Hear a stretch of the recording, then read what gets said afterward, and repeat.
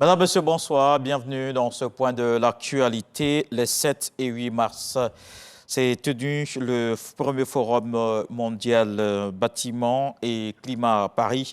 L'événement était organisé par le gouvernement français et le programme des Nations Unies pour l'environnement. La décarbonisation et la résilience climatique des bâtiments étaient au cœur des débats. La Côte d'Ivoire était à l'honneur à ce grand rendez-vous de décideurs aux côtés des pays comme les États-Unis, l'Arabie saoudite et bien d'autres. La déclaration de Chaillot, principale articulation de ces assises, a été adossée par la délégation ivoirienne conduite par le ministre de la Construction, Bruno Nabagné-Koné. Revenons sur l'affaire des poissons morts sur la baie de Biétry. La direction des services vétérinaires continue la sensibilisation. Elle a informé les populations sur les mesures prises pour gérer la situation. Juliette Ouya. Les populations du plan d'eau lagunaire d'Abidjan sensibilisées aux dangers liés à la consommation de poissons découverts morts après la forte pluie survenue le dimanche 3 mars dernier. 4 villages ciblés, notamment Lokodjro, Abobo-Doumé, Abia-Koumassi et Adjahui-Koubé. Le message du ministère des Ressources animales et halieutiques est clair.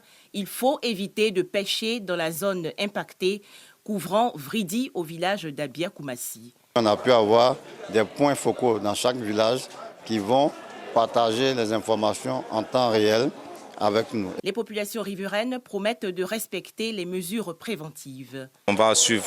Donc, est-ce que le gouvernement peut nous aider à appuyer un peu nos pêcheurs qui sont pour le moment en stand-by? En attendant les résultats des prélèvements effectués sur les eaux, sols et poissons morts, le ministère rassure. 90% du poisson que nous consommons ici ne provient pas de la lagune. Donc le niveau d'exposition même des populations aux poissons de lagune est extrêmement faible. C'est de rassurer la population qu'elle peut continuer de manger son poisson. Environ 4 tonnes de poissons morts, des tilapias, ont été détruits par le ministère des Ressources animales et halieutiques. Dans le reste de l'actualité présidentielle au Sénégal, la campagne a officiellement débuté ce samedi 9 mars et va durer 2 semaines. Dakar, la capitale, était particulièrement animée ce dimanche en début de journée. C'est devant le domicile de l'opposant Ousmane Sonko, actuellement en prison, qui est parti.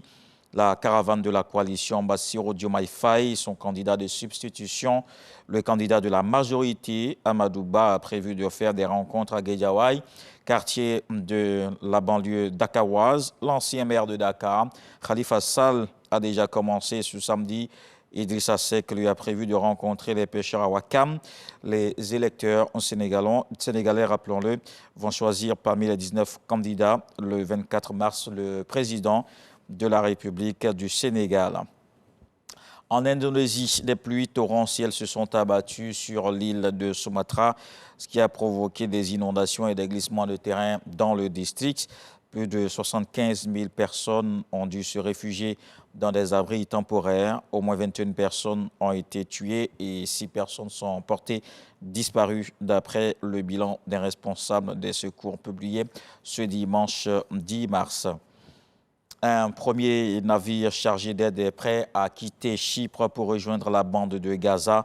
Un bateau chargé de 200 tonnes de nourriture, une zone touchée par la famine et bombardée sans répit par Israël.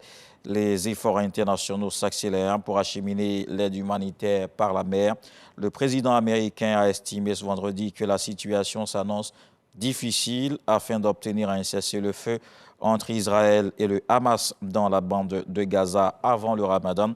Joe Biden a exhorté Israël à ne pas utiliser l'aide humanitaire comme monnaie d'échange dans la bande de Gaza, affamée après 5 mois de combat. On se retrouve à 20 h pour la grande édition.